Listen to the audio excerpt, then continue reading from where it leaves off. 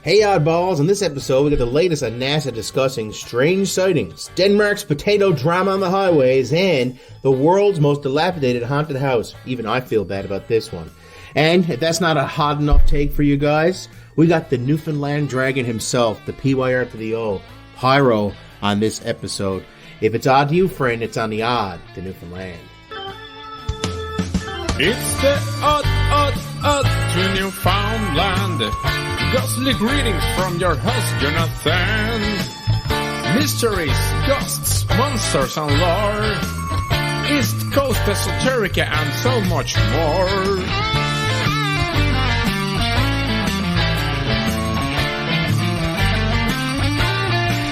If it's odd to you, friend, it's on the odd to Newfoundland.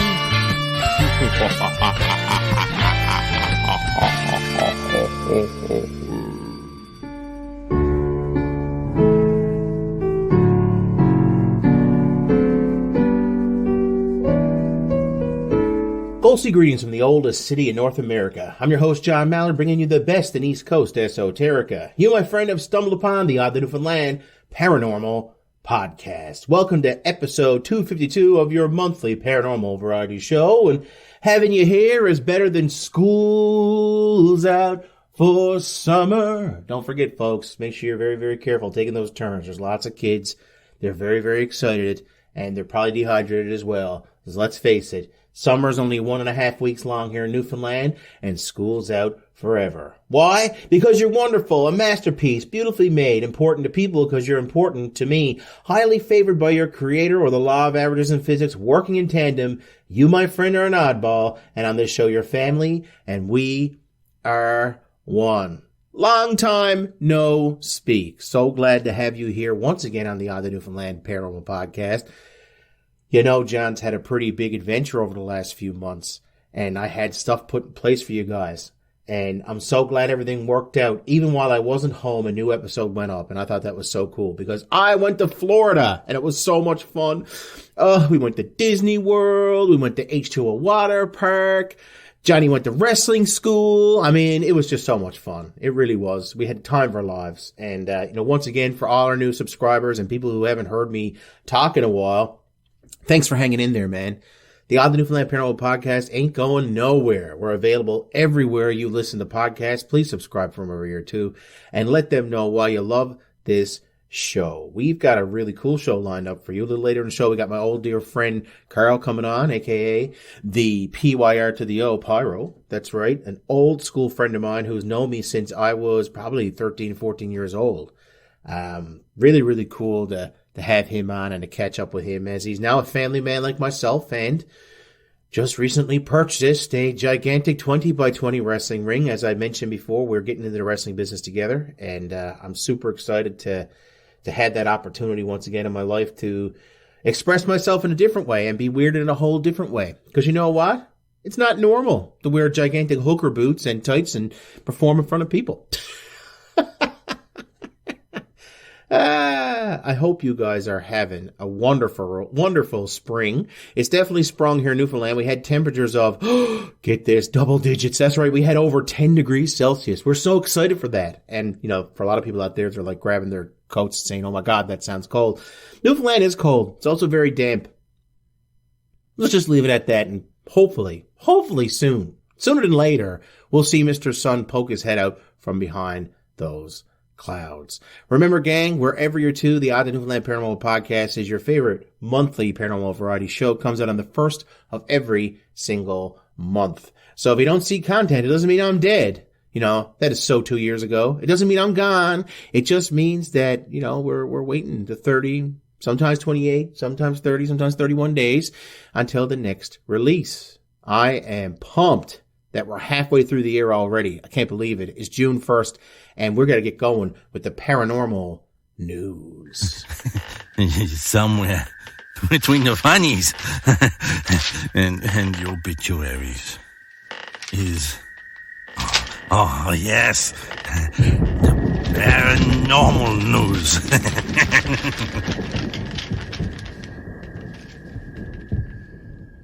Well, NASA held an unusual public meeting today to talk about all the mysteries in the sky. NASA says airline pilots and the Department of Defense have reported at least 800 sightings in the last 27 years of unidentified anomalous phenomenon. It's what we used to call UFOs. Experts say identifying them is like finding a needle in a haystack because there's a lot going on in the sky. Environment that we fly in, space or, an atmospheric flight, very, very conducive to optical illusions. The panel says while these things do exist, there is no evidence they are extraterrestrial in origin. A final report is expected to be released by the end of July.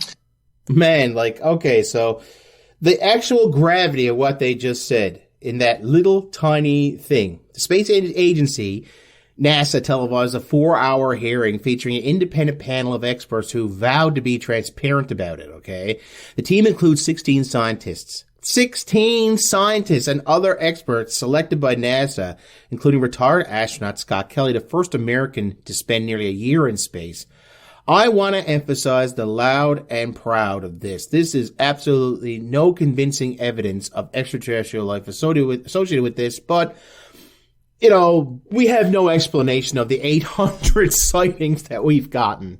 Guys, 800 sightings over 27 years, documented by the military. 27 years, 800, do the math on that. That is insane. Okay, so let's say only a small percentage of that is actually aliens. Even if it's 1 in 100, that's credible. I mean, you're still got good 8 sightings there in 27 years. That's particularly, that's amazing. And you gotta realize too, technology has advanced so much. It's advanced so much. I wonder how many of those sightings, how many more there probably was, but we just couldn't document. Because 27 years ago, we're still in the 90s back then. The internet's still a baby, really. Can you imagine? There wasn't smartphones 27 years ago. How much more stuff are we going to have 5 or 6 years from now? It's really exciting. But I'm telling you, there's something about hearing it from them, right from the source, that they have 800, upwards of 800, okay? So there's a bit more than 800, actually, sightings reported. That's the first time NASA has ever actually put a number to it that's credible and in front of people. With scientists on a panel, obviously they're taking this very, very seriously, and rightfully so. Have you seen the movie Independence Day? And don't even start me on Mars Attacks. Honest to God. I gotta calm down a little bit. Maybe have myself a few bags of chips here. In Denmark, though, they're not having bags of chips. They're having bags of fits. It's true. In Denmark, potatoes on the Key Bridge have caused a havoc-driven day. June 1st is a day that will live in infamy, folks. Potatoes are seen scattered across the carriageway in the western part of the Great Belt Bridge, Denmark, Thursday. A 57-year-old truck driver was driving Thursday and was detained after loads of potatoes have been found on the Key Bridge linking 2 Danish islands. Police had said that he may or may not have been under the influence, we're not sure, but adding the man was suspected of reckless causes, imminent danger to others because of his driving. So this is a spill, okay? Basically what happened, and we're talking hundreds of thousands of potatoes. This guy had a gigantic truck full of them. A first spill was reported in the westward direction on the Storebelt Bridge at 6:35 a.m. Police spokesman Kenneth Thankwood said, adding a similar incident happened shortly after in the opposite direction. The 57-year-old truck driver was actually arrested for this, and apparently it was considered, get this, an act of Danish terrorism.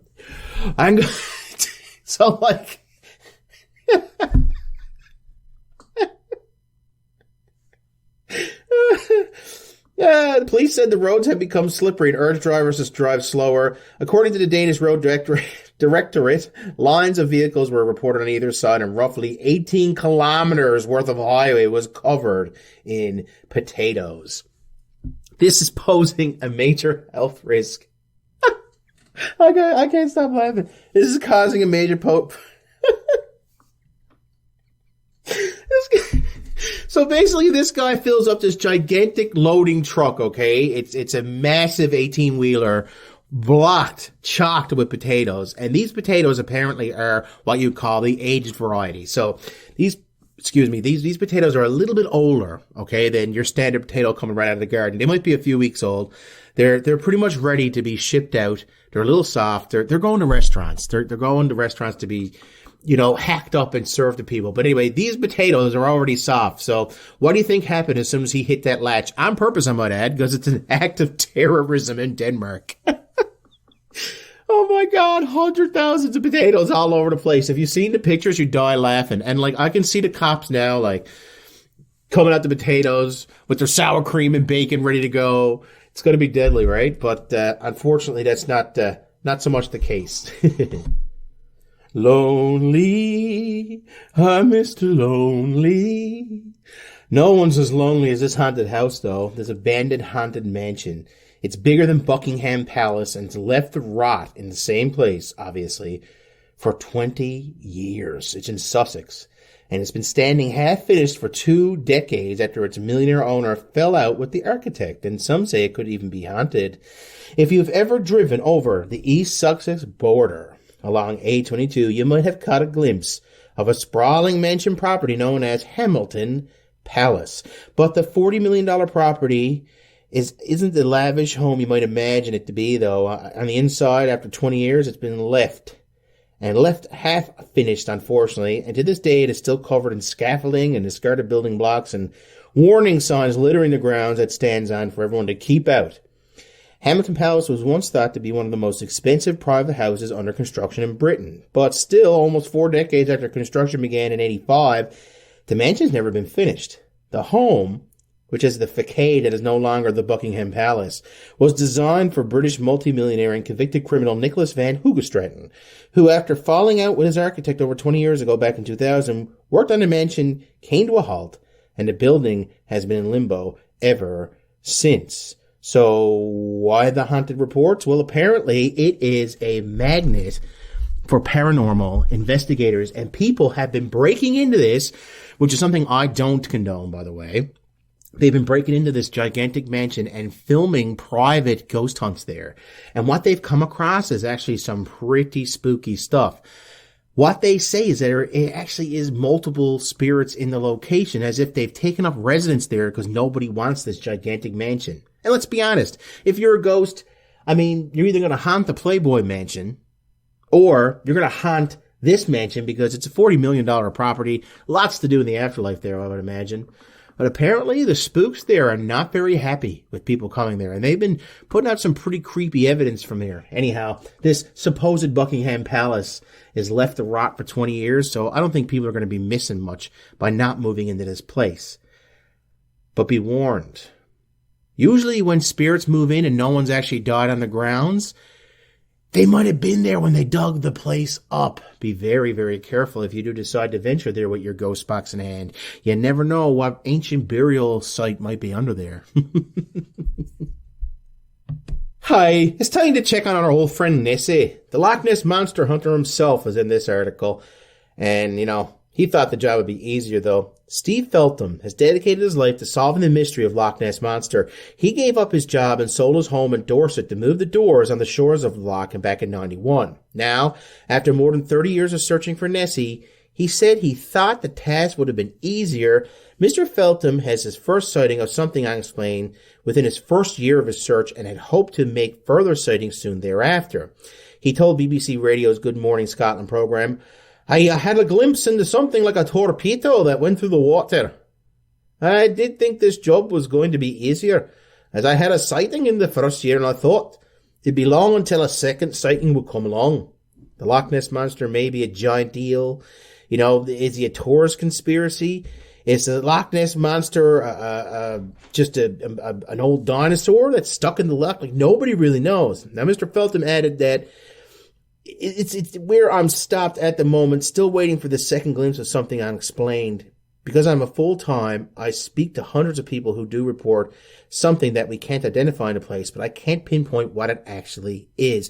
Mr. Feltham's addiction and dedication to his search saw him named Ambassador of the Year back in 2016.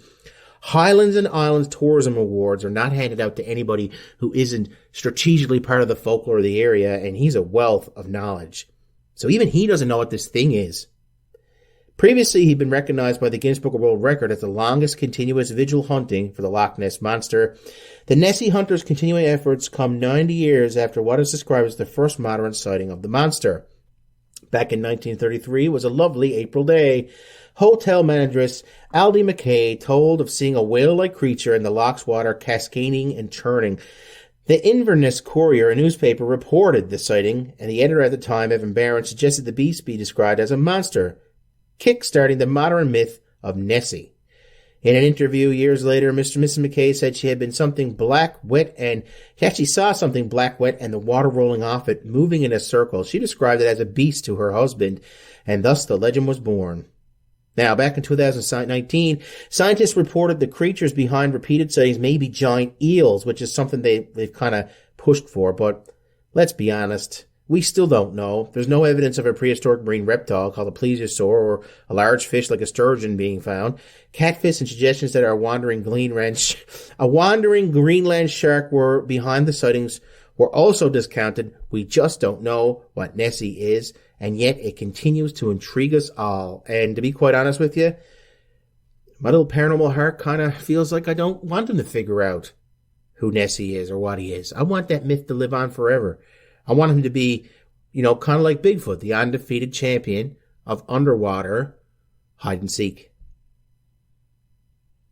You know what's really creepy? AI. And, I just keep hearing more and more and more about AI and how it's going to take over the world and kill us all. But, you haven't had a whole lot of warnings, except for one psychic.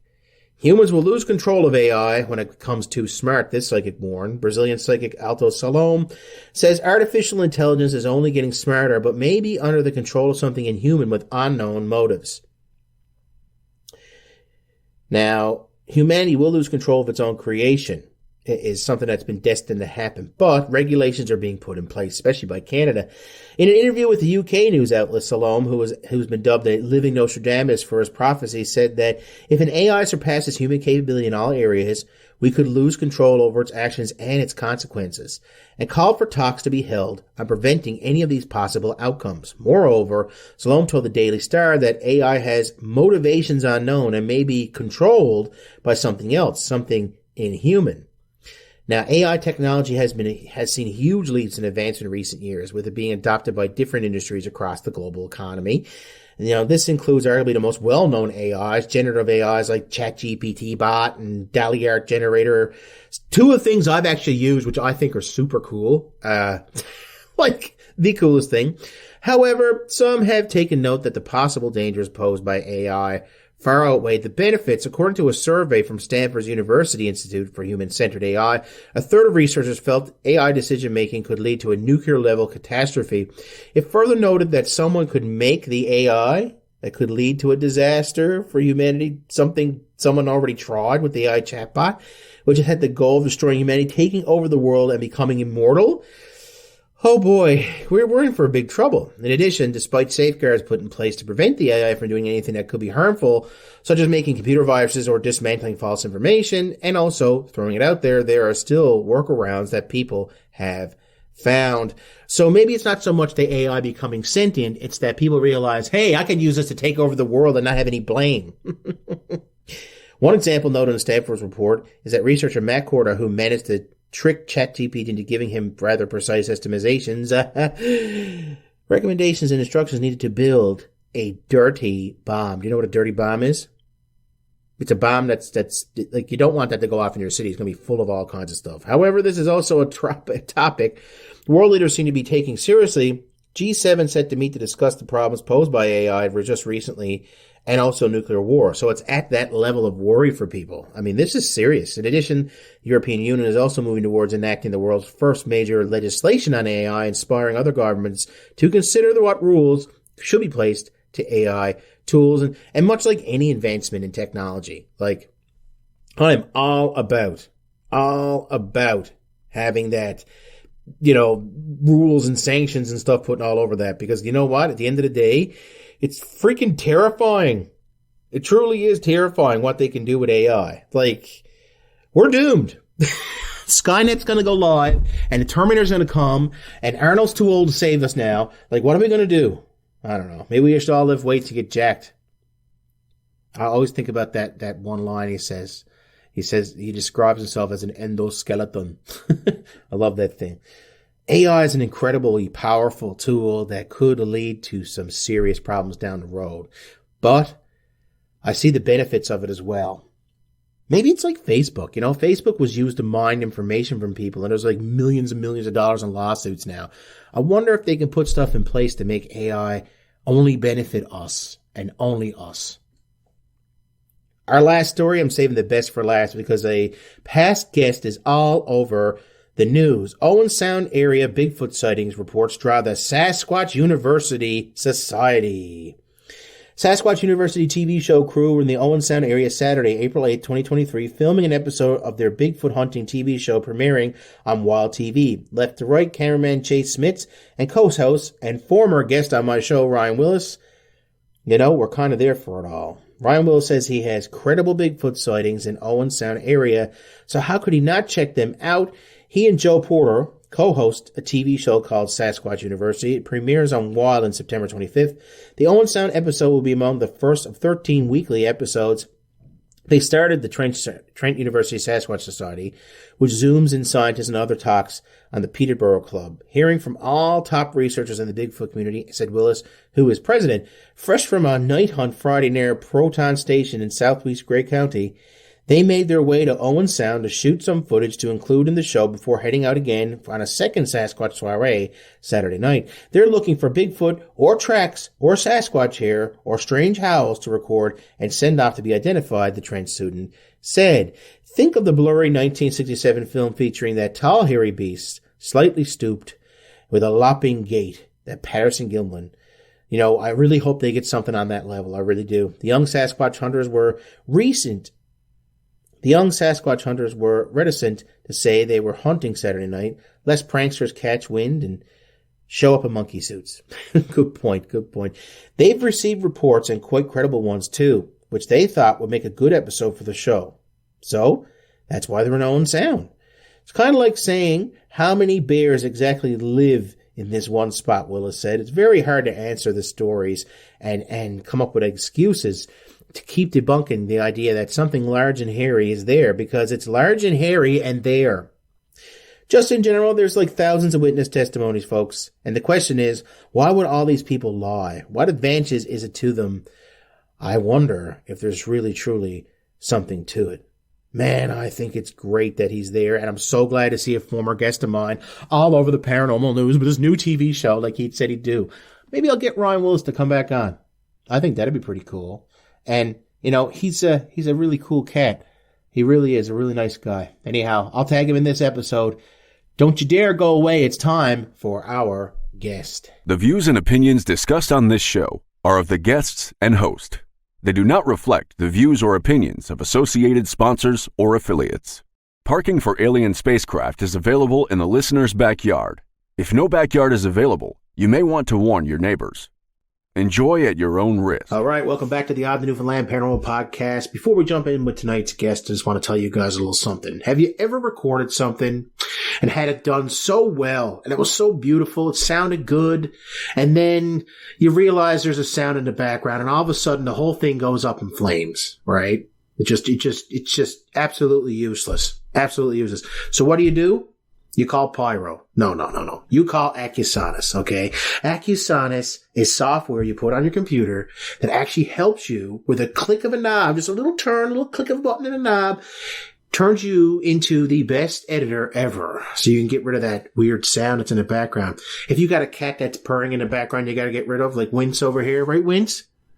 Hi, Wince. Carl's cat's here with him. We could edit out the purring, although we're not going to do it because he's freaking adorable. The other thing, too, with Accusonus, which I really appreciate, is the fact that you can use it on any computer. The software can go with, like Sony Vegas. It can go with GarageBand. It can go with all kinds of stuff. Whether it's 10 years old or brand new, as long as it got the plug-in, man, it's going to go in there. So, well worth the cash. I use it constantly. Once again, you can isolate a sound in this thing. With the turn of a knob, get rid of it. And I'm telling you, that is a really big relief to somebody who hasn't got a studio like myself, who likes to do a little bit of traveling sometimes and go to people's houses and record them. Anyway, guys, check out the show notes. You got Accusonus software. The show notes are down there. Tell them Johnny Chaos sent you. Anyway, tonight's guest is an old dear friend of mine. An old friend of mine. Probably one of my oldest living, still talking to me friends, actually. I met this guy when I was very, very young. How old was I? About 14. Yeah. I mean, that's pretty young, right? And when he came on the scene, wrestling wasn't a part of my life yet, really. But the weirdness was, that's for sure. I have had the pleasure of having him walk back into my life not too long ago. And as I mentioned before, I'm getting back into the wrestling biz. And maybe from a little point of view, a little bit different this time. This crazy person sitting across me right now is the owner of a 20 by 20 professional wrestling ring, the biggest in the province, $4,000 light show. And counting. Yeah, that's our little breadcrumb for all you fans out there of the Fed that will not be named. The Voldemort Fed, we call it. Carl, I'm starting to think you're an absolute lunatic here. Or should I call you the PYR to the O, PYRO? You can call me whatever you want. It's your podcast. I'm going to call you PYRO. No, Carl. I got to stick with Carl. This is not a work. This is not a work. Johnny Chaos and PYRO are coming back. And it's been a really interesting few months. From people looking at me and saying, you guys are crazy, to other people looking at me and saying, you haven't got a business plan, you won't survive, to we now have a 20 by 20 professional wrestling ring ready to go. I'm feeling pretty good about it. Carl, how you feeling about all this? I'm feeling growingly confident as the weeks progress, as the product began to manifest itself piece by piece. I felt more and more confident with what I feel like we can put out there, and the difference in the vision for what we have to put forth compared to what we've currently been seeing and what we've already been a part of in our past experience years and years ago, for whatever it was worth, good and the bad. Take it for what it's worth. We had a good run. And I feel like now it's time to do something different. My recent health scares definitely got a lot to do with it on my end of things. It's the you're going to have a midlife crisis before you're 50 now. For me, that health scare was enough to say, okay, time for me to go do the things I love to do before my body won't let me do it anymore, which is going to happen sooner than later. How are you feeling physically? Are you up to it yet? Are you getting there? Are you getting the reps in? Yeah, I started a new regime, to a certain, somebody gave us a certain something program, keep it on the down low, straight kayfabing right now on that one.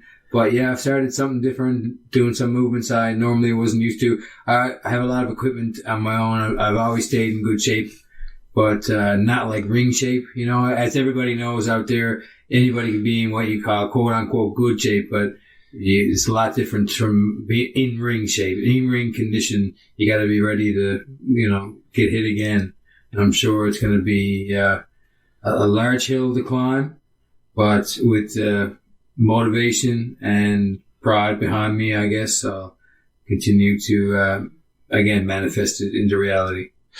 Yeah, since my last podcast, I actually haven't had a chance to tell everyone. I've gone to wrestling school now. I've kind of got training now since last time we've been on this show talking to people, and to know that I got that now, and we have the ring now too. I really feel like every little move on the chessboard is starting to get to where we want it to be on my end. For you though, what's some of the things that you feel like you'd like to have ready, so to speak, before a promotion actually gets started? Well, given our long duration away from the ring, I figure the best course of action, and also the idea that we're not in a rush to just go perform a show. We want to fine tune a product and, get ourselves ready in best condition before we just go out there and, perform in front of the audience in Newfoundland again.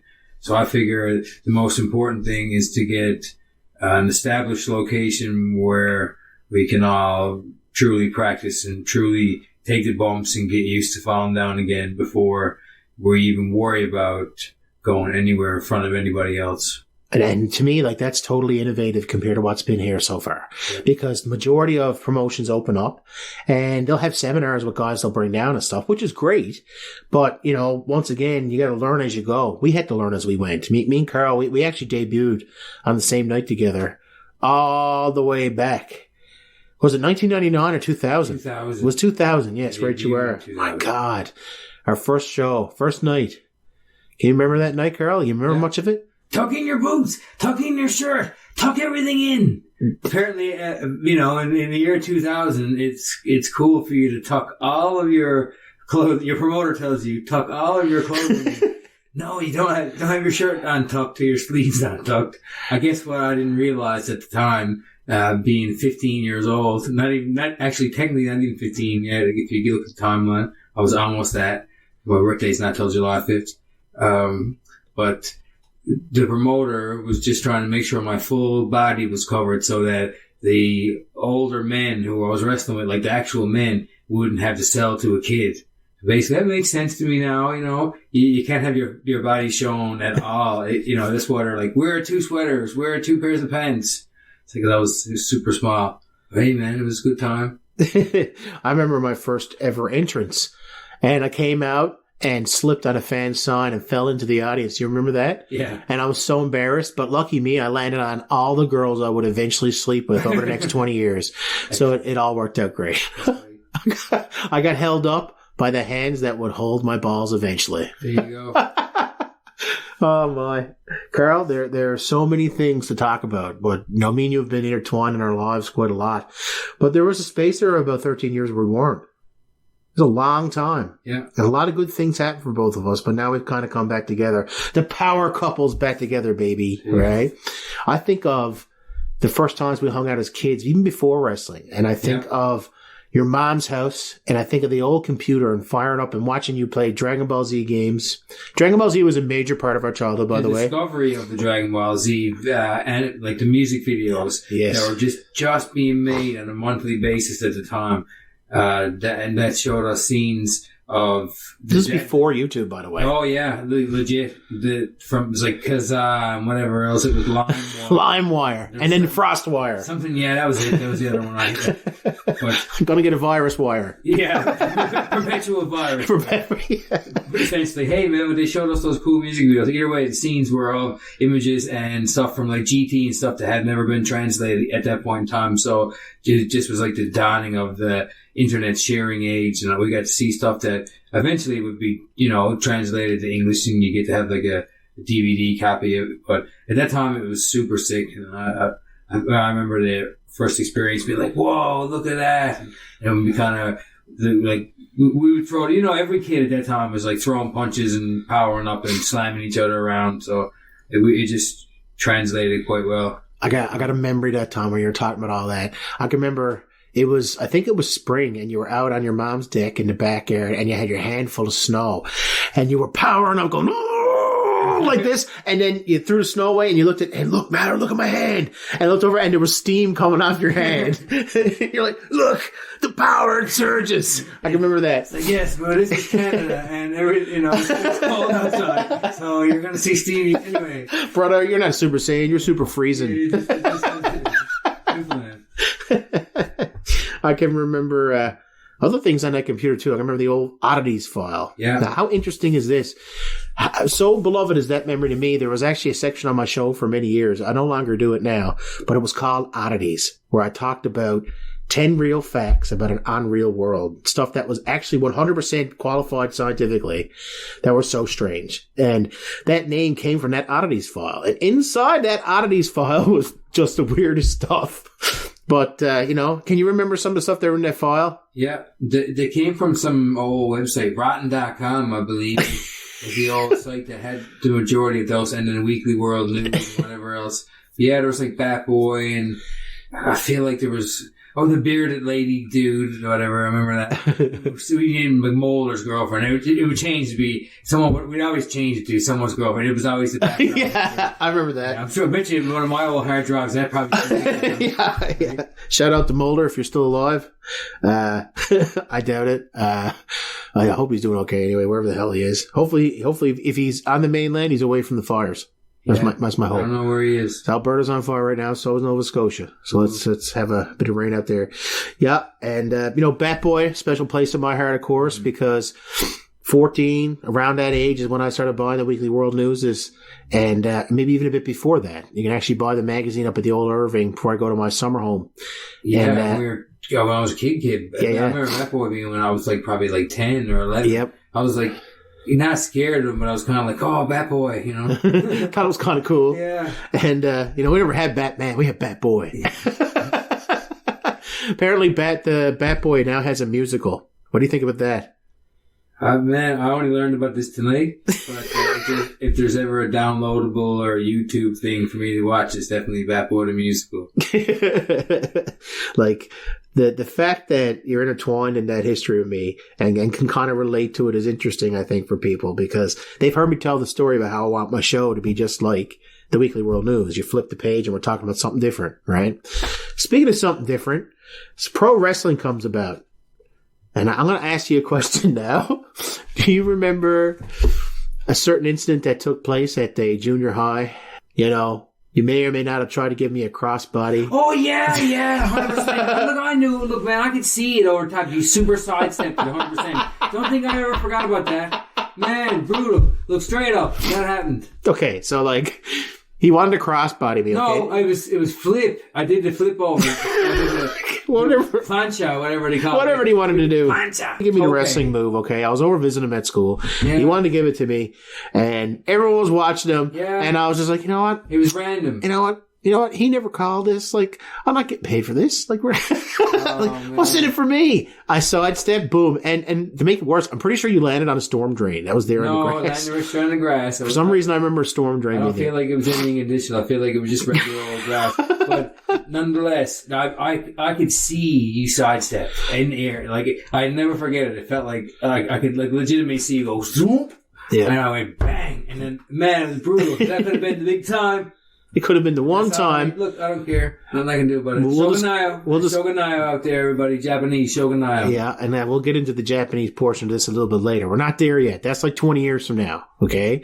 But anyway, you doing a move to me and me moving and sidestepping you, Samoa Joe totally ripped me off and took that idea. It's been doing it for years. God love him. I can remember very vividly the overall silliness of our younger years and the madness of it all.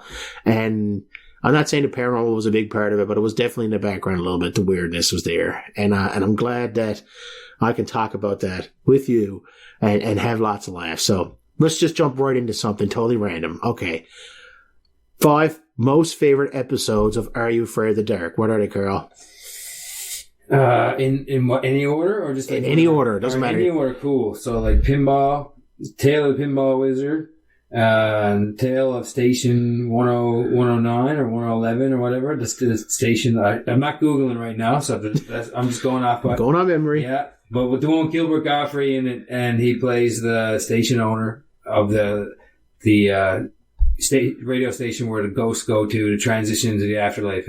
And Ryan Gosling is in that episode. Is he really? Yes, Kid Ryan Gosling is That's the older so brother. weird. There you go. It's weird. Check it out. Kid Ryan Gosling, older brother, super crappy Canadian show, but really good at the same time, but super Hey, Canadian. man, they got Gilbert Gottfried. He was a big star back in the 90s. Ryan Gosling, people love him. He's Ken right now. He's Barb, he's Ken, so whatever. Right? Pinball was that one. You said, The Cedar Wind was you my like that favorite. one? Yeah. What's the one with the Tale of Badge, it was called. Watchers Woods, 13th Floor, and Nightly Neighbors. Neighbors, awesome. So the fact that you can remember those names, people are going to be like, okay, we need to go look at that now. Oh, maybe. Are You Afraid of the Dark? Maybe there might be somebody who heard that and is like, oh yeah, I remember that episode, but I have to Google it. I remember the Ghastly Grinner, but only because it was the name and it was kind of like a comic book thing. I like comic books. But it's weird to think back on watching all those shows and wondering how much this influenced what we were going to be when we got older, right? And what parts of it that we listened to. And for me, unfortunately, I think I took the paranormal part a little bit too far. But the anime part seemed to really stick with you, Carl. Man, oh man. So things have changed quite a lot for you from those times. You jump ahead, 13, 14, 15 years, maybe? Wow, that's an extremely big jump. Now look at you.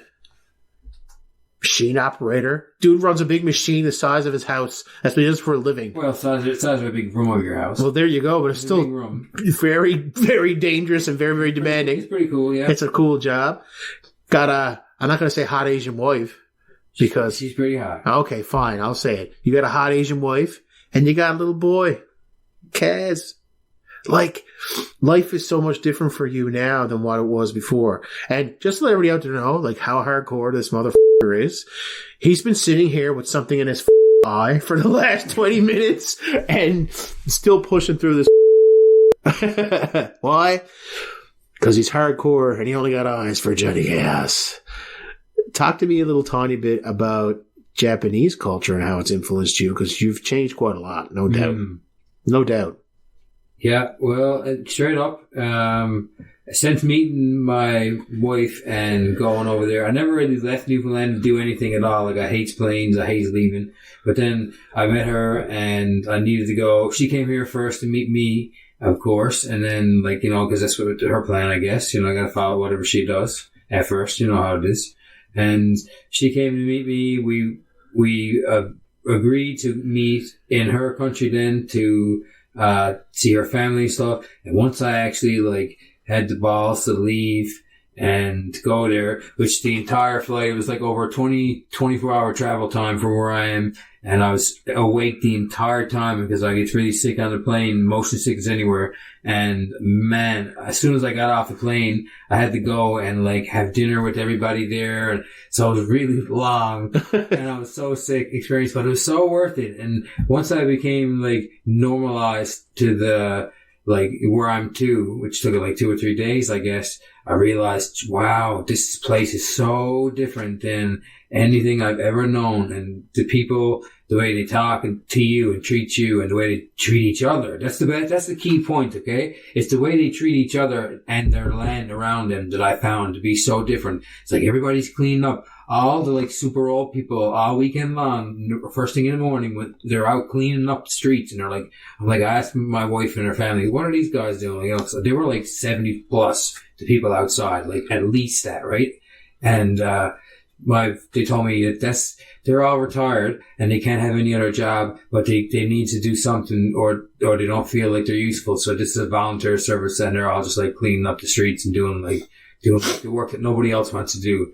Everybody smokes cigarettes over there. Everybody. There's not a cigarette butt on the ground. I challenge you to walk anywhere and look your head down and try to find a cigarette butt in Japan. It's amazing. They're so clean despite like everybody smokes, even more than here. It's like a 80s kind of vibe for the cigarettes, but clean as clean gets. People are so great. And I really appreciate the impact that they've had on me and my existence in every capacity, from small to big. The way they work every day, how hard they work. I got to go there and work alongside them on multiple occasions. One point in time for over like 70 days consecutively when we were on parental leave, and my family particularly, now I'm talking about, and then all those around them, of course, too, but I'm just speaking solely of the ones who impacted me the most. And they are up, like 5 o'clock in the morning, like physically working in the super heat and then working all throughout the whole day, small break for lunch, all evening, small break for supper, like the smallest supper break. Sometimes they don't even have it. They just have what would be like a 15-minute break here at work in regular Canada. They have that, and they still work for it. Like, you know, it's insane. Then they go home and then usually have to go back out again at 10 o'clock to work again. It's like non-stop working, and everybody works together. No one fights. And if they do fight when the work is over, they don't bring it to work the next day. Shogunai.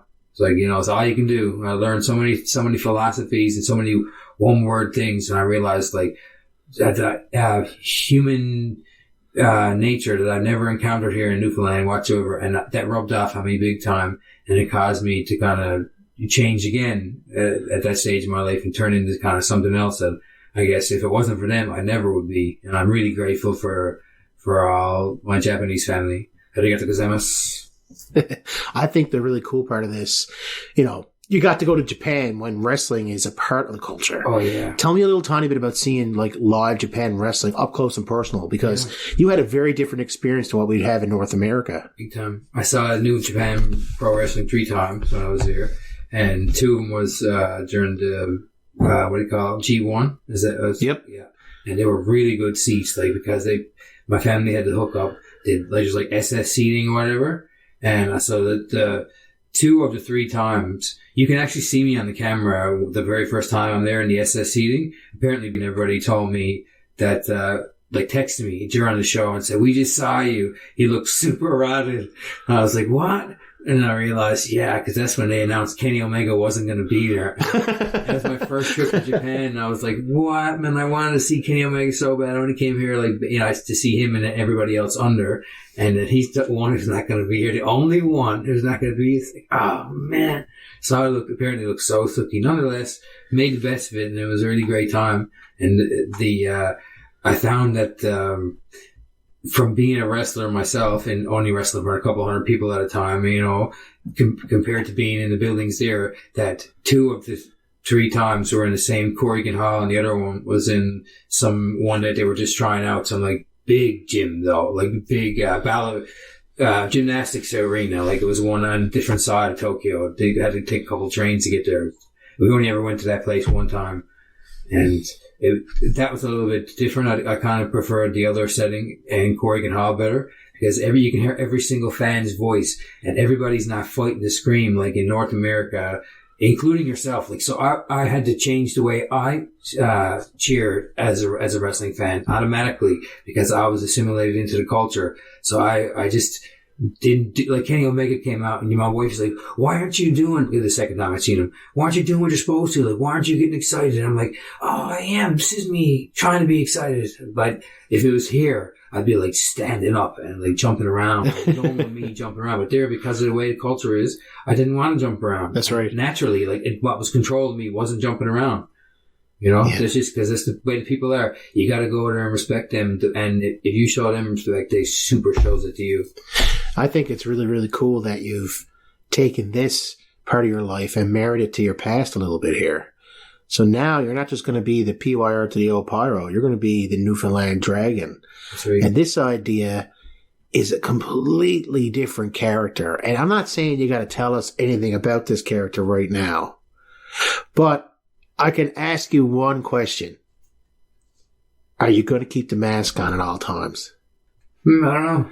It doesn't need to be. It never needed to be. It was kind of, it seals the deal for the gimmick, for the look, for the I don't know, for lack of a better term, shock and awe. Like, look, what I think wrestling, and I noticed about everywhere I watched it, the pageantry is what always made you like it more. Like in the 90s in the big surgeons, it was like you like to watch the additional lights and screens. You like to watch the fireworks. You like to watch the outfits. Like everybody had this like the cool look. Sometimes they were too much, no doubt, but a lot of times the cool looks made you really like remember that. And even years later, people are still thinking about them, talking about them, emulating them in some capacities.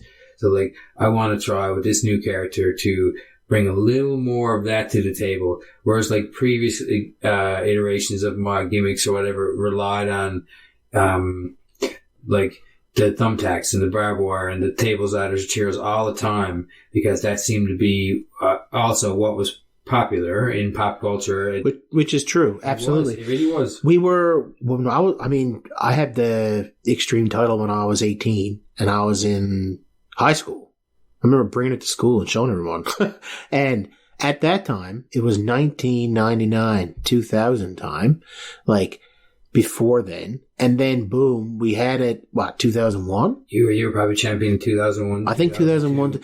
And that was like right at the grade peak. 11, you were grade 12. So 2002 is when you were the champion. You were the Extreme champion. Because we were that was our second year of real, fully wrestling. Right, because we had to work behind the scenes for a couple of years to even be allowed into it. That doesn't exist anymore now. No, people don't realize that back when we paid $20 a month and to lift their ring and to go to the store and gladly would, if I was at the same age at the same time, do it again, because that's what, in some ways, that's what quote unquote paying dues in some way kind of is. It adds up, I'm not saying that I am kind of proud to do it, I guess. It is what it is. You can't deny it. It's like, it was, you were a kid and you had to pay your dues some way. So lift the ring, do the camera work, pay the money to do the bumps or whatever. Like, It is what it is. There's different ways of going to wrestling school. Like, and that was something that was explained to me. Like, we always look at it like, no, you have to go to a legit professional wrestling school to have legit professional wrestling experience. That's not true. A lot of guys and gals, especially famous ones, have learned as they went. The Hardy Boys weren't firmly trained when they were in WWE. They learned as they went. They had a lot of dark matches though, and they were just fantastic wrestlers. So to give you an example, there's many guys out there who learn as they go. There's also people who are freaks of nature. Like, oh my God, what's his name in WWE right now? The guy who's like the big YouTuber. Oh, Logan Paul? Yes. Oh my God. Yeah. One of Paul brothers. Yeah. Jesus. Like, you gotta give him respect. Obviously this guy went to school and he trained and stuff, but my God, I never seen. Yeah. It's there, right? Like, he went out there and like, he was keeping up with Seth Rollins, who in my opinion is probably this generation's Bret Hart, really. Like, amazing wrestler, has just makes everyone look amazing who he wrestles. Except for that time he killed Sting. What I love about him too the most, because I don't really watch modern products, I only watch spots and stuff like that. But what I love about him also, besides his natural ability, and to be over as it is already, his outfits. He always puts major cash, obviously, because he can, into his cool outfits. And that's what I'm trying to say. If you at that level especially, you gotta have cool outfits. Mm-hmm. And you gotta have, like, your look gotta be, your look gotta match your abilities. And if this dude is gonna be so great in the ring and has such good popularity already following him, then his outfits gotta match all of that. And I believe he super does that. Like, big time. My hat's off to people at those levels who, it's one thing to be a big name, but to be a big name and stay at the top level for 5, 10, 15 years, like, that doesn't happen very often, right? So there you go, Seth Rollins. You certainly deserve that new belt. Well, I like to call it the new Intercontinental title. That's what it feels like to me. Anyway, let's talk a little tiny bit about the paranormal influence, because we haven't even chatted about the paranormal at all, and we've almost got a half hour booked here, like dawn. We're at 29. Tell me everything paranormal, and you got about 27 seconds. No, I'm joking. But what parts of the paranormal do you like? Like, I know for a fact there were many times over the years where you would randomly message me and be like, UFO, I saw this, and like, because what was going on there? Oh, legitimate, because I'm always like awake super late, and if I'm looking at the same thing, like, okay, you walk by the same window, you know the same stars, you know the same. So if there's something there that's not there, even if it's only like a satellite or whatever, like a normal, just like long hanging, like star-ish type of thing, you're gonna notice it. So like and sometimes one or two of those were like seemingly to where I was closer than what should be. So I given those two things put together, I wanted to call you because you were at a similar. If I know where you were too, I could say, okay, look in this direction now. You look this way all the time. Doesn't this thing look different? And that's after happening many times. But given the additional satellites that are after going up, I realized it's crazy. Yeah. That thing Elon Musk has got going on, there's satellites everywhere. So even those couple, like 10 years ago, I guess, probably 12 years ago, I was watching Time in Question when I asked you that for the first time, because there really definitely was like not a moving in any fast way. It was just probably super satellite, like it stayed there. But as I was looking at it, I could clearly tell that this is like moving with the skyline. And it's like way up there. So clearly it's like not supposed to be there and not there on the other day again, right? Right. So I was like, all right, that had to be some sort of space something that's not any UFO. An anomaly, we'll call it. Something, right? I never claim it to be anything cool or anything. I just want to know, it's like, don't you feel like that's not supposed to be there right now? Yep. And then it clearly wasn't. And with MUFON and stuff here in Newfoundland, they're here. Like, they watch this guy constantly for stuff. Because there's not a whole lot of light pollution in Newfoundland. Like, we're actually pretty fortunate that way. I tell you what, though, like, you go to Terra Nova, you go around that area, you go camping at night, and you look up, and it's just it's insane, like how much more stars you'll see, right? But there's definitely something to be said though for that phenomena. So, what parts of the paranormal do you actually do you actually believe might be possible? Like me, I know ghosts are a fucking thing. Like, they're there, man. Like, it is just the way it is for me. That's why I can't investigate anymore, because I truly do believe, like, no joke, no shit. Like, there's something to it all. I'm not sure if it's exactly what everyone thinks a Oogie Boogie ghost is, but there's something to it. Is there something out there that, like, you feel like is real? Like, that's kind of paranormal, kind of off, that you think is the real deal? There's a few.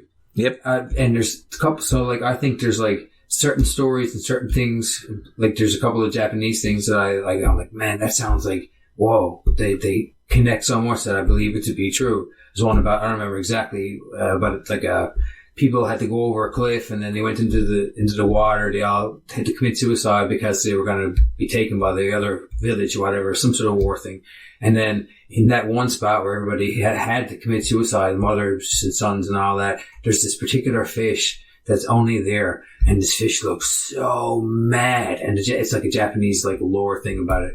I'm not going to Google anything, but if my wife was there, she'd tell me exactly what it was, because she knows exactly what I'm talking about. So she knew what I thought that was really cool. Yeah. And they all believed that one to be true, right? Like, the people became, the spirits of the people never left, and they became an angry fish. Yeah, it became this fish. And the fish looks pissed. Really mad. really, really mad. But that's just that one, small earthly things. But I personally believe that in the collective conscience, I believe that I don't know how. I hope that I live to see the scientific dissection of this and the actual, like, technological, like, okay, here it is, and we can prove it, or we can show you how, or control it, or manipulate, whatever it is. Just acknowledge that this is a thing. That I believe that with collective conscious, that I think there's like something to the, like, astral projection, or when you go to sleep.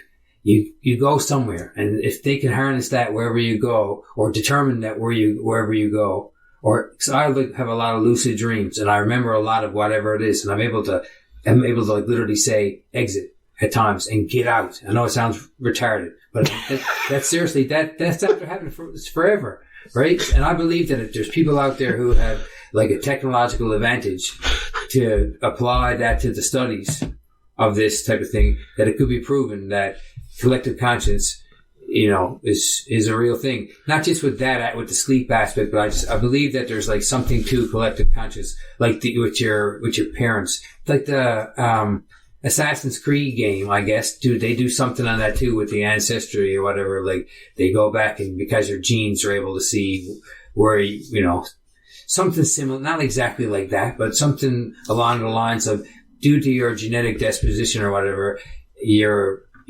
connected to those people. So, like, wherever that astral plane level shit is, that's, like, all connected to them. So sometimes you're able to go wherever they were, or by accident or on purpose, whatever. I don't understand.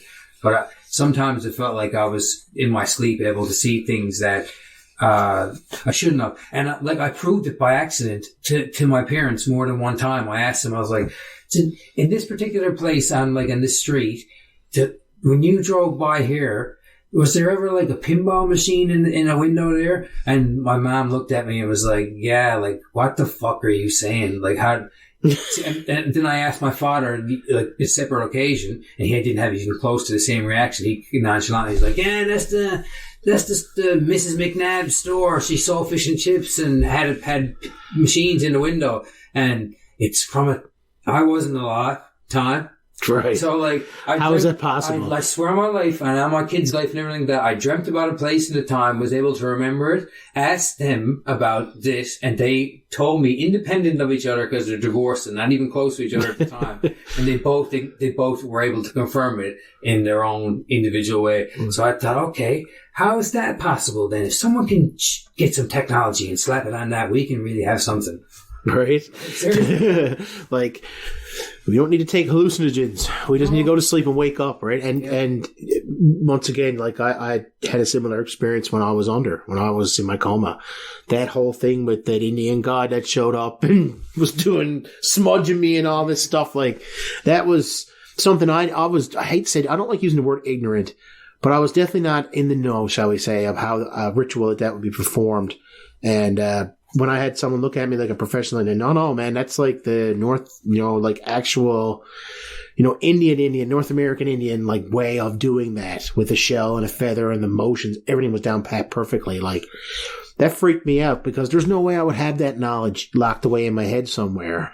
It's not shared with you unless you're like a shaman or in that culture, right? So much like yourself, you had a dream of that pinball machine in that store and knew it was there. And we're like, it wasn't even, I had a dream of driving down the road. And you were, and like, it was almost like you were your dad or your mom. Yes, that's exactly what it was. You embodied them and remembered them. That's what I'm trying to say. Yeah. That's what I'm trying to say. That's a difficult one. I know, it's crazy, but I'm trying to say, because at first I thought it might have been me, baby, or something like that, but when they told me, no, when they were able to time place it, then I was like, okay, well, I wasn't even alive. So how is that a thing? And there's no pictures, there's no nothing. It was not, the store was the house, like, by the time they were ever married. You know what I mean? Like, yep. Long before I was born, years before I was born. It was never ever a store from ever, like, no time at all. But somehow I was able to, and because of my ability to remember lucid dream only, I didn't impact this at all. I just seen the thing. Like, I had no impact on anything. I couldn't do anything other than witness. That's right. But because I was able to remember and then ask the people with an independent, like, kind of study, basically, it is what it is. Like, I asked one and to ask them separately, but there was no chance for them to kind of manipulate the answer in any way. And for me, that made me feel like, wow, what?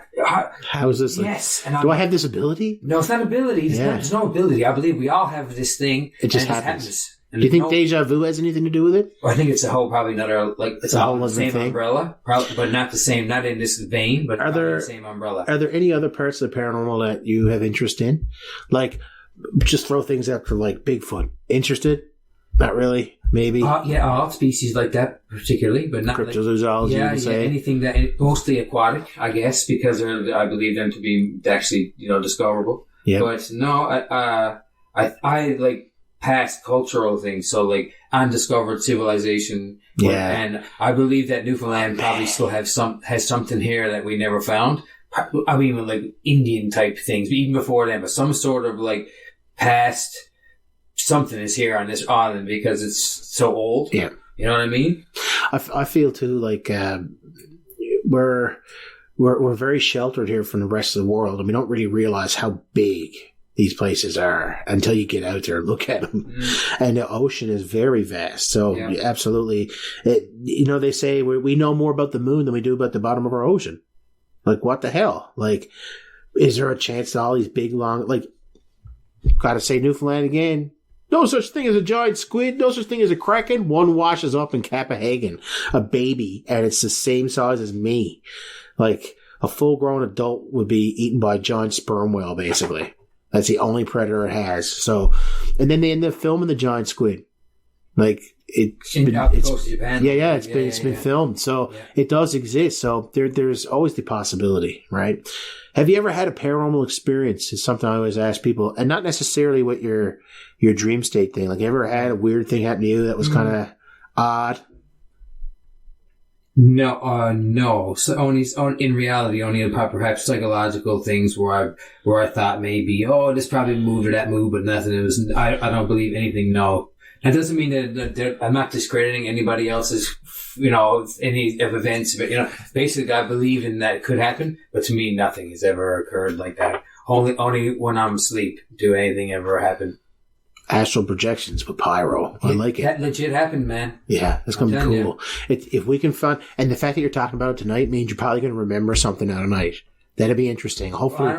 Maybe I hope so, but it never ever worked for like that. But I remember everything that happens in the dream. But I don't. Usually are ones that can be manipulated, but ones that like where I have no impact in, like that one. Yep. They seldom happen. Like they're seldom. I wish I had the ability to control myself in a dream, but I don't remember my dreams at all. But I think I have really bad sleep apnea. I think that might be the reason why. Yeah, I got pretty bad apnea now. I think I really got to lose some weight. Speaking of weights, how we doing with the workouts and stuff? Like, you mentioned ring shape. We're going to go back to wrestling again. Like, I'm getting ready. Yep. Are you feeling a bit better, like more confident in your body yet? Like, are you realizing maybe you're a little bit more flexible than you thought, a little bit more limber? See, I always kept doing stuff when there was nobody around, and I always had my own rock wall and my own thing. So basically, I'm only worried about falling down again because I've still been able to jump and fast, and I'm really small anyway. So I just need to get a little bigger, muscular again. My main problem is the confidence thing. Now that my family's gone to Japan for the length of time that they had to go, I have a considerable amount of time to focus on myself for in this small window of time. And it's like I got to seize the opportunity and truly harness abilities that I never used in a long time. And I believe it to be a slow process, not too slow. But I can't just expect to go and slap on everything that I had before and get it up. And I also, at the same time, can't expect to get sucky about not being able to do it right away the first time. Because, look, nobody just had, I got a lot of responsibilities with my family and my work. I don't have time to do those things on a normal basis. But now that I do have time, I can actually do it. So until then, there's a legitimate cause why you can't focus. And that is Shogundaio. And it's absolute definition. It's all you can do. And I had no choice but to commit to that. And I really am glad that's my form of existence. I think there's going to be a shift from wanting to be the best wrestler. Let's get our show going. I think the shift is going to be, let's get ready to train now. It's the having your body at a strong enough and most flexible point so that when we do start our training, because we know people, it's going to happen. That's just all going to come for us. It's got to now. God wouldn't put all this in front of us without some kind of repercussion, so to speak. He wouldn't make all this happen. He wouldn't put the law in there. He wouldn't say, here, listen, this is all right. We're going to give you back everything that was taken away from you when you were very young, and it's all back now. Do something with it. And this is all going to work out great. We're going to have our training facility, so to speak. We're going to let people in on that, and we're going to have people there. And once again, we're still not saying the name of this promotion. We're still not saying who's involved. You know, me and Carl are involved anyway, right? Who's the third man? We're not saying his name either. I heard his name was Vince. I heard his name was Vince McMahon. Vince McMahon is actually Carl's cat. He dropped one. Yeah. About time you started to sell over there. About time you started saying something, Vince.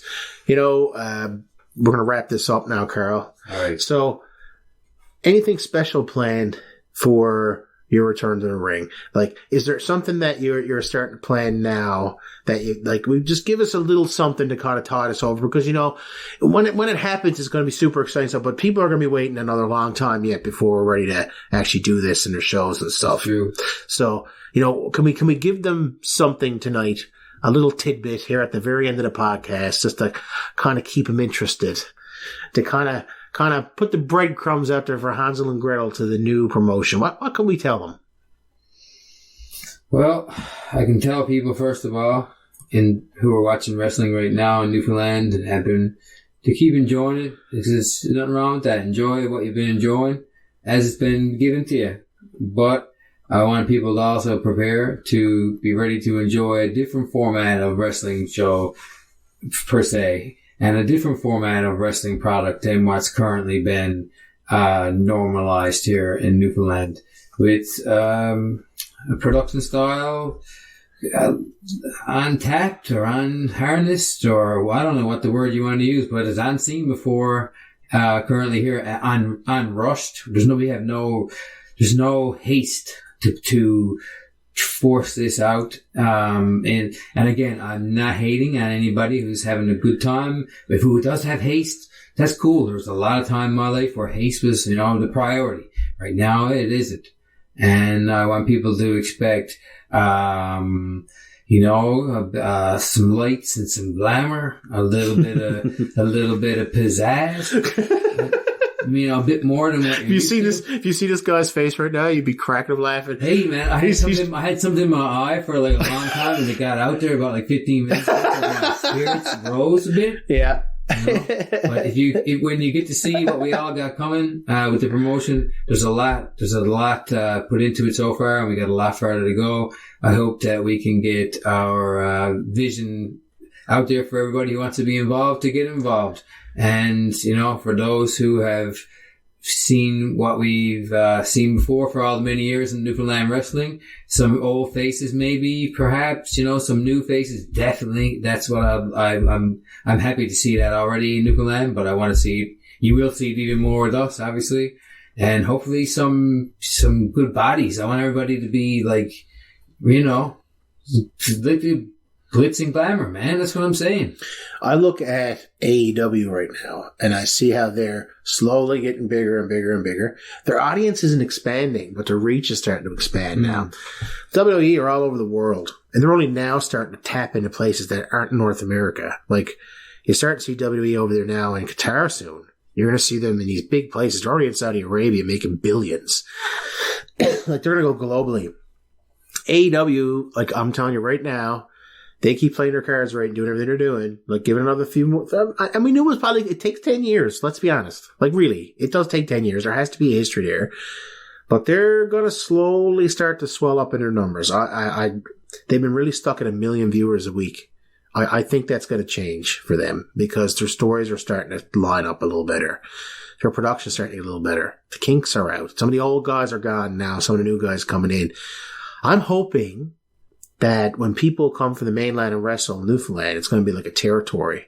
So they can come and wrestle. Imagine if by the sounds of things, there's probably going to be 10 promotions on the go by the time we get on the go. Like there's a new promotion every month. It's true. But none of them are offering, with all respect to all the promotions, none of them are offering the vision of what we are already offering before we're not even started. And we're already witnessing that, look, we're already different than everybody else. We're not even started yet. So imagine when we're ready to start, how much the gap of difference is going to be. And it is what it is. It's like there's going to be a large gap of what we are doing compared to what's being done and has been being done here for so long. So I'm grateful for that. I'm grateful for the opportunity that a lot of work has been put into this, a lot of time and money so far, everybody's effort, a lot of stress on families.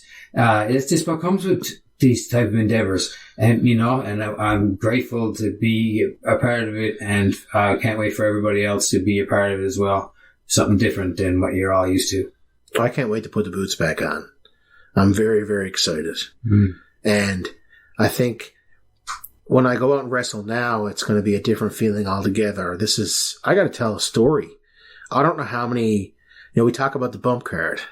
Every wrestler has a bump card. We don't know how many bumps they got left. Right. Like, we're out there to tell a story, and we got the ending, for me anyway, in mind already. Like, that's the purpose of this. It's to be able to take the step back and be, okay, we got new guys now who can do this. And my hope is that I think my dream come true for our first show would be to see the kids that used to come watch us wrestle be there with their kids. I thought about that so many times. Yeah. And they're cheering. Right. And I would love to see that. I think that would be like the coolest thing because they haven't seen us since what? Well, they haven't seen me since 2012. That's true. That's my last match. When was yours?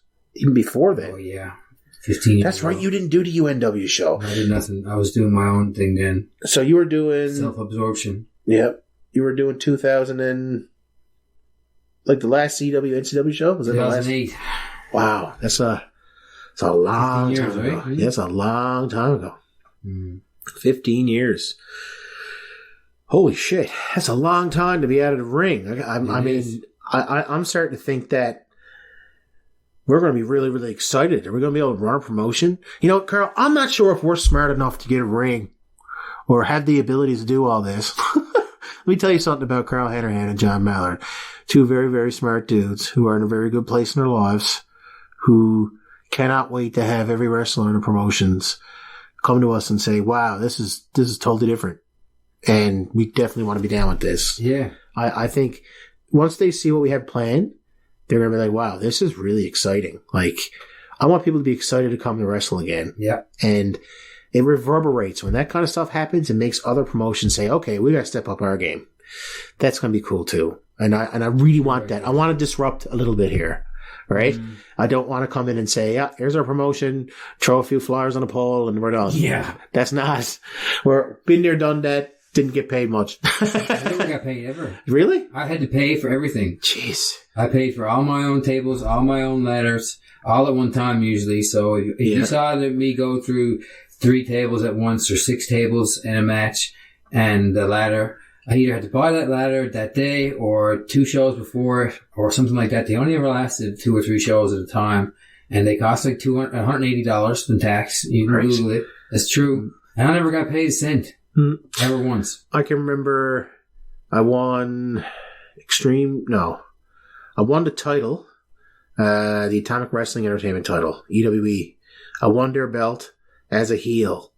And I got paid that show and a couple of shows. That's one thing I'll say about EWE. They paid me until the original owners left. I was paid every show. It wasn't much. They gave you something though, right? What was it, like 20 or 40? Maybe. I think we got. That's like standard indie fed thing back in the day. But back then, we also give you a jug of beer and free wings. See, that's cool. So like hot dog and a handshake, man. Let's do it. Like we wouldn't care. We were used to paying to wrestle, not get paid and fed. And having to pay. We were so grateful for anything at all. So it was a different mentality. I'm still grateful to have, even though I had to pay for all that stuff, I'm grateful to have done it. Well, this is what kills me about it. You got all these guys then who'll say, "Well, you paid to wrestle. You're what's wrong with wrestling." And it's like, no, boy, like we're gonna come in now and you're gonna be begging, begging to be a part of it. I think there's a lot to be said too for what we've already accomplished. Like this is going to be a fed of firsts. Yeah. And I think a lot of people are going to be absolutely dumbfounded when they see what we have managed to do. If they only knew what we had now, they would crack their drawers, I think, personally. Yeah, and probably try to quickly rip it off.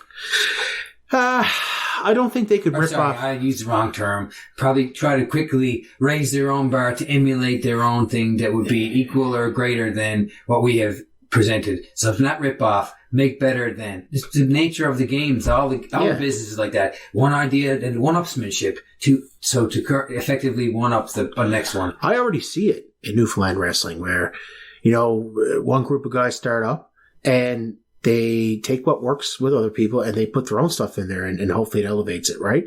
Suddenly the flyer looks way better.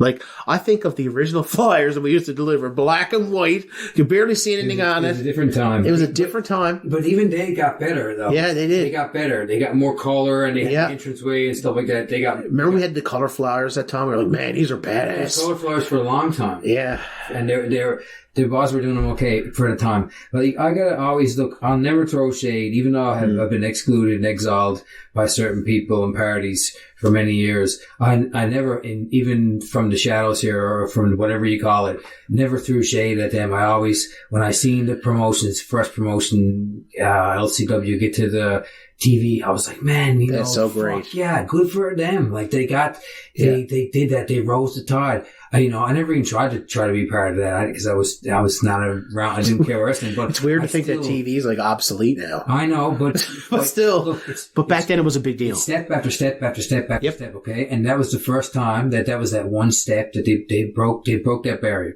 and I was like, okay, I really respected anybody who got to be a part of that, and blah blah blah.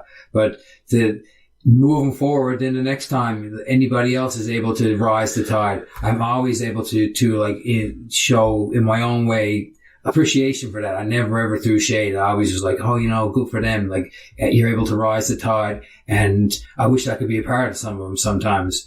But now it's our time to rise the tide, and it's it's just like everyone before in their own way, and I respect them. They respectfully, gave the tides a rise or whatever. Now our way is going to be, I don't know if more, equal to or greater than is what I'm trying to say, than every other time the tides rose. And I believe that we, just like every other time, people will remember that was cool. Just like I just tried to say about when they got on TV. Yep. You know what I mean?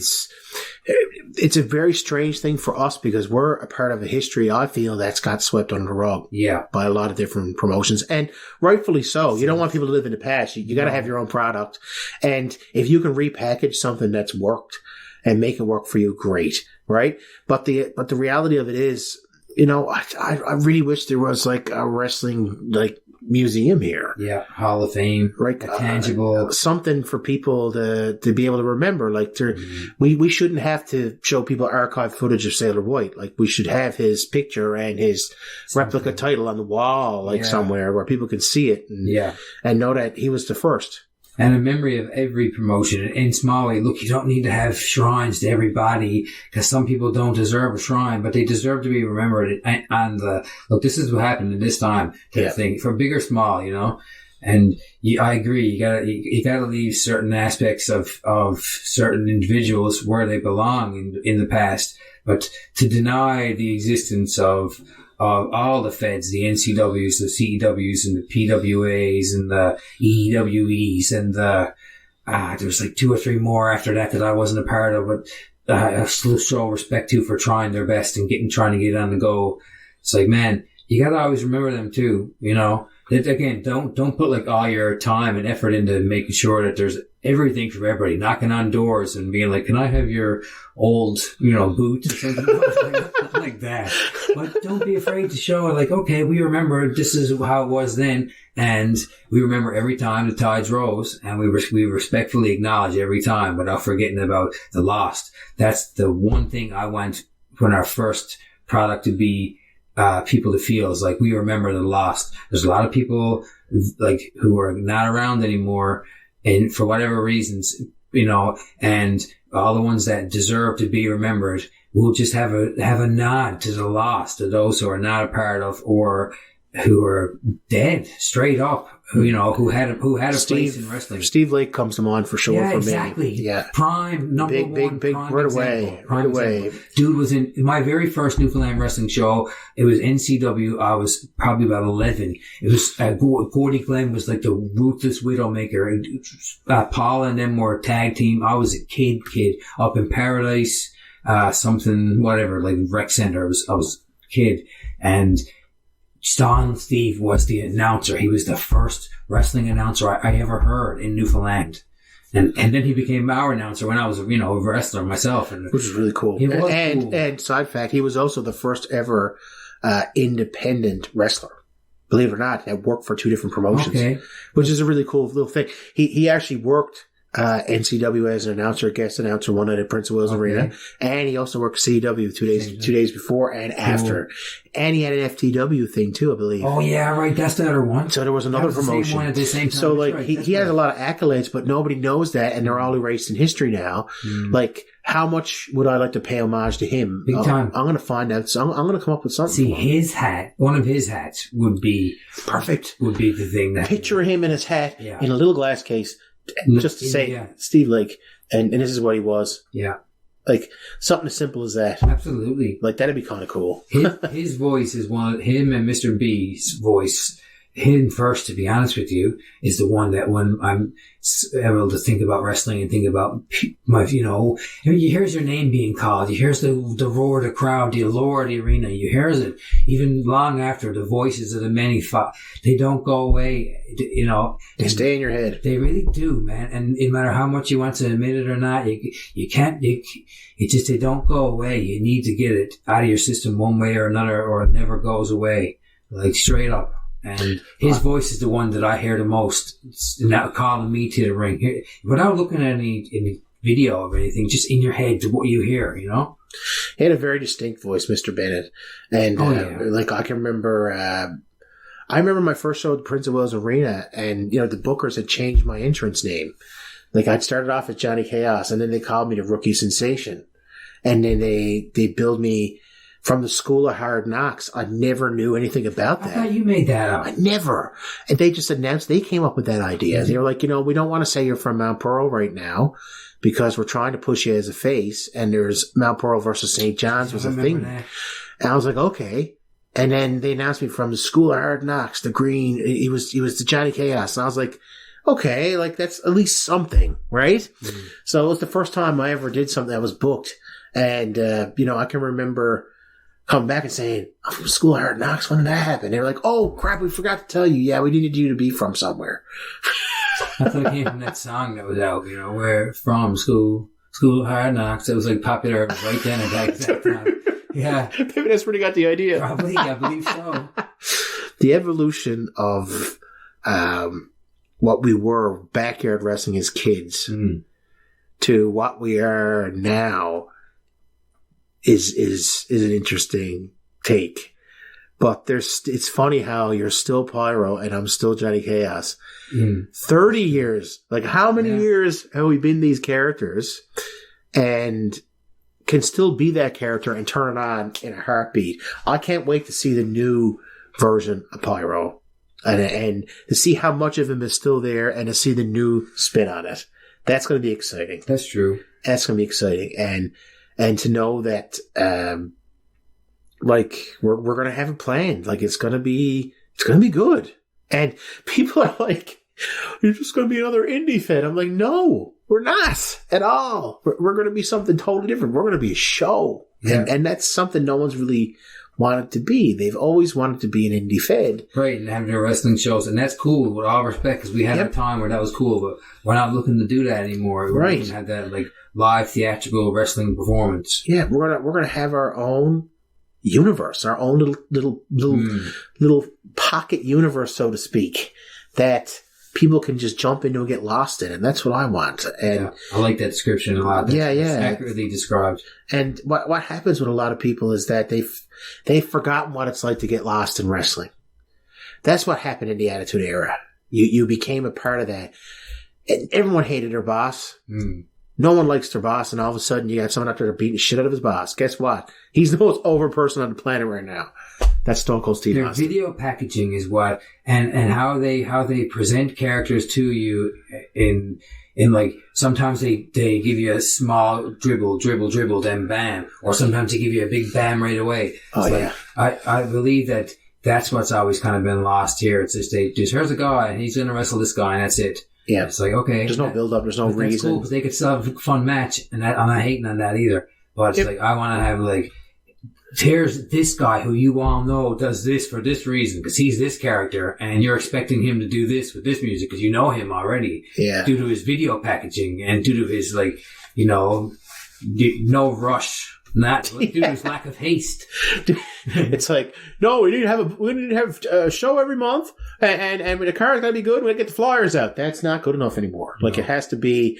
I want to create memories for people. I want people to remember the night Johnny Chaos ended his career. I want that to be a vivid memory for anybody who's out there, and I can't wait. I got the end in mind for me. That's another thing too that's different this time around. Like, the end is near for, really, it got to be near for us. Yeah. We're old now. Super old. But who do we put, who do we pass the flames and kendo sticks on to, Carl? I mean, I got a little Casmaniac. He's 5 years old right now, but I got a lot of hopes and aspirations for that guy and his natural ability at this time. Remember, he is half Japanese, guys, and you got to understand that his family are super hardworking, and they're like naturally gifted people too.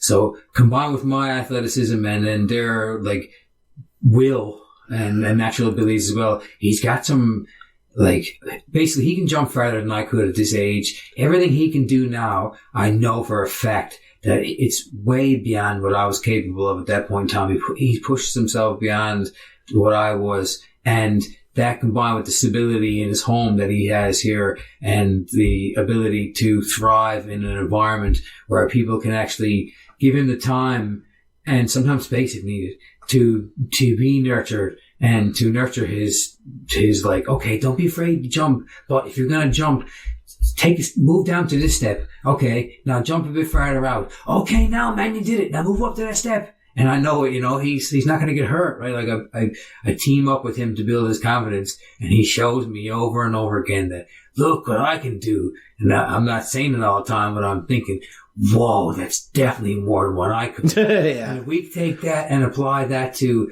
10 years from now and give him, all this proper, for lack of a better term, nourishment to get all these things at a level that can just grow and thrive, I believe he can have the potential to, to do what I couldn't 10 times over if he really wanted to. And it seems like he already does.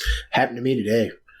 I put my trampoline up on Monday. Yeah. My backyard, big old trampoline for the kids, right? Deadly. And I looked at Faith, and Faith is out there, and she's just taking the perfect bumps on that. Like, she's a 12-year-old girl. Faith is big. Faith's almost the same size as me. She's big for her age. Tall, she's a tall girl man. and thick. Like, she got my body shape. She cries about it sometimes. Dad, I don't want to look like you. I'm like, I'm sorry, sweetheart. I'm sorry.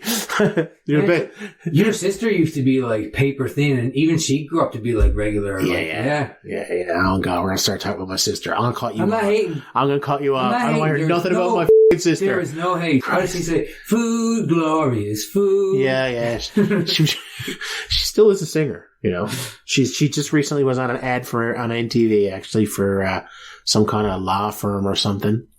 Anyway, to go back to Faith, I look out, she's doing the flip bumps, perfectly landing on her back. I look at her and I'm just like, man, like, you got this ability in you that took me years to beat into me. Like, you can just do it. And this generation, like, I worry that the social aspect of them will keep them away from the ring because it is a very social thing. There's a lot of politics behind the scenes in wrestling. I always wonder if we're going to be at a disadvantage that way with our children. And rightfully so. Rightfully so. We should always be worried about our kids. But hey, Faithy Chaos. Got a ring to it? Faith Chaos. I was thinking more like, Kaz and Sam, Sam and Kaz. Sam, honestly? Sam and Chaos. No interest in wrestling whatsoever. I bet you any money if we had to get a ring set up, there would be a different conversation about this right now. Yeah. I believe that it will ignite in him, because Kaz is minimally interested in it too. But when he sees the ring and its magnitude, and he sees us and in our stuff and our outfits and our things, they're gonna just be like, first, they're going to want to run around, and to be allowed to go in and run around, they're going to be doing flat out, and the jumping off the rope, standing on the rope, jumping off the rope. Yeah. I can picture Sam doing it now. I like an ultra picture Kaz. There's no doubt about it. Even Minat said that. 100%. It's kind of cool to think that our kids, like, will we be around to see them put on boots and wrestle? Is it possible? I believe I will be. And I hope I am. I really do. I would love to see that. And also, it means that you didn't sell the ring, which would be really great. I'm super not. Never, ever selling that ring. Kaz is going to have a chance to sell that. I won't. There you go. Good. Yeah, that's a fact. Like, this is a recording, and like many of my recordings, like, they're facts, and I'm not going to sell that. I'm not going to sell that. Hear that? You hear that out there, all you wrestling promoters? Back off. Get your own sandwich. No, well, old man told me, we could do this, we could do that. That could have been a Corvette, like a lower level Corvette. Think about it, man. That's a lot of money. It is. It truly is, right? The money I spent in that. Do you, just to kind of, we're kind of gone over anyway, but, do you feel in your heart like this is something that's going to happen in 2023? Or do you feel like we might be still getting it started and doing our filming and all this kind of stuff? Like, where do you feel like this is going as of right now? Because it almost feels like we're ahead of schedule in a lot of ways. I did not expect to have the ring first, ever. So I'm super happy with that. But, like, where do you feel like, do you think we're going to have a show in 2023, or do you think that's pushing it? Like, honestly. Because I honestly feel like the first show not has to be, but because nothing has to be. Our filming has to be, but for a lack of a better term. But I think that the first show should be this year. I feel like we got enough time in the summer with the amount of time that I have to focus on mastering the controllers and things to be able to actually function the filming aspect of what we need to, because it is an endeavor. There's no doubt about it. One that's never been done yet. And it's every time I try to, I think I'm like learned enough. There's always something else. It's like, oh my God, really? This, but hey, we keep doing it. You sound like me trying to learn how to use Sony Vegas, the video editing stuff. You'd be like, oh cool, I learned how to do a transition. Oh God, there's 48. Oh no. Brutal. Yeah. It's like this technology, it's great, but it's like there's learning curves every time. So we got to keep trying to like figure it all out. But given the amount of time that I have and the focus that I can put towards it, I think that And also, your energy that you bring to the table, because it seems like two of us are the only ones with the energy that requires it. Other people have the heart sometimes, and other people got the other aspects, like, you know, that are requiring, that really help to get it off the ground. But it seems like two of us got the same as we did when we were children, had the same drive and the same kind of creative, like, juices that flow independent and then together. It's like you get more, and people get that off us too. Like, so it's not just us that benefit from that. It's anyone else that's a part of that. We were always thinking of other ideas for everybody else. It wasn't just about ourselves. We naturally thought of ideas for everybody else around us all the time, and it made everything else better. And I believe that to be applied to our product. So as long as we can get a bit of that on film and practice enough, then there's nothing holding us back from having a show before the end of the year.